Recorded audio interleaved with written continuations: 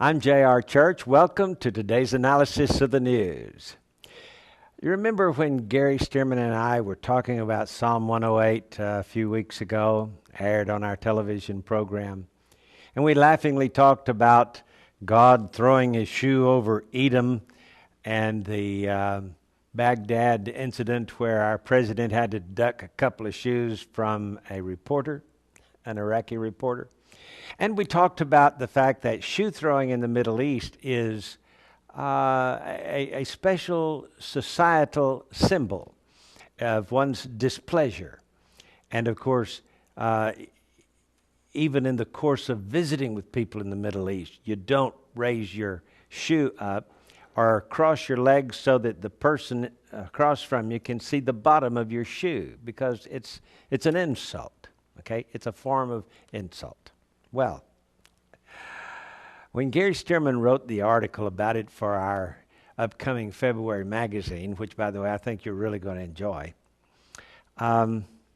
he quoted Psalm 60 and verse 8, which remarkably is identical to Psalm 108, at least verses 6 through 12, which says in verse 8, Moab is my washpot, over Edom will I cast out my shoe. Now, he didn't mention Psalm 108 in his article. He mentioned Psalm 60 and verse 8 instead of Psalm 108 and verse, it's verse 9. Over Edom will I cast out my shoe. So I got to thinking when I read that in his article. Okay, Psalm 108, 2008. And of course, you know that since September of 1983, I began to notice that the Psalms appear to have things in them that are cryptically in chronological sequence with the year numbered by the Psalm. Example, Psalm 48 tells the story of the birth of Israel in 1948. It's mind-boggling, actually, because that's just not the only psalm. Psalms 39 through 45 tell the story of World War II and the Holocaust of the Jews under Hitler. It is a remarkable set of psalms. And we have come to the conclusion, and in 1986 published a book on the subject called Hidden Prophecies in the Psalms, which, by the way, is out of print right now, and we're not offering it, but hopefully we'll have it maybe back printed again one of these days soon. We'll let you know when. So anyway, Psalm 60, I thought, could that be 1960? My mind wandered back to somewhere in those years. I remembered Nikita Khrushchev banging his shoe on the desk at the United Nations and crying, "We will bury you." Well, I went to the internet, looked up the story on Google search, and sure enough, it was October the 8th. I believe it was the 8th, maybe the 12th. It was in October of 1960 that Nikita Khrushchev banged his shoe on the table. And here it is in Psalm 60. God says, I will cast out my shoe over Edom. And I thought, this is really, really strange. Is it possible then that God is telling us from 1960 to 2008 that shoe banging is important? God spoke it. God said he would cast out his shoe. What did this mean? Well, in ancient days in the Bible, the shoe was very important. Take, for example, in the Jewish tradition of the widow who's looking for a kinsman redeemer to redeem her. Her husband is dead. Their property is in jeopardy. She needs a kinsman redeemer to marry her and raise up children unto her dead husband, to keep the family plot or the family property in the family, the inheritance. You may recall the story of Ruth. When she came to Boaz on Pentecost night, laid down at his feet and asked him to redeem her, he said, well, there is a nearer kinsman. We have to find out his thinking on it. So they went up to the gate of the city of Bethlehem the next morning to see the nearer kinsman.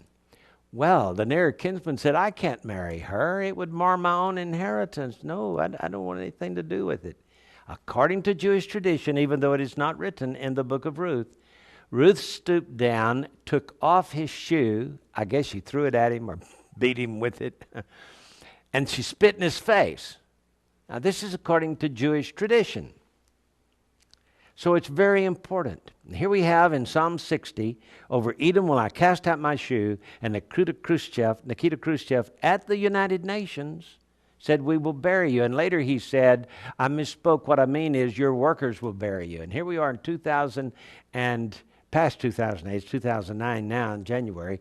But in 2008, our workers are preparing to bury us. The economy fell apart. The United Nations wants to establish a new world order, a world government, a new monetary system to replace the dollar. Our country is suffering not a recession, but a depression, like we did in the 1930s. And it's going to get worse and worse. So maybe Psalm 60 and Psalm 108 were prophetic of God's judgment upon us using the United Nations, where Nikita Khrushchev banged his shoe on the desk and said, we will bury you. Fascinating possibility, because our own president had to duck not one shoe but two. Somebody said, where were the Secret Service at that time? Couldn't they have at least jumped in front of the second shoe? I don't know. All I know is God may be about to judge our nation using the United Nations and our economic debacle to bury us. Boy, I hope not. I can tell you, Christian, that you and I should be looking up, because Jesus said, when you see these things come to pass, look up, for your redemption draweth nigh.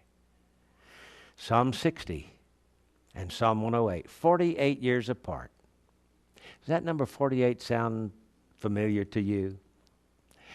It was in the 48th year of the 20th century that Israel was born.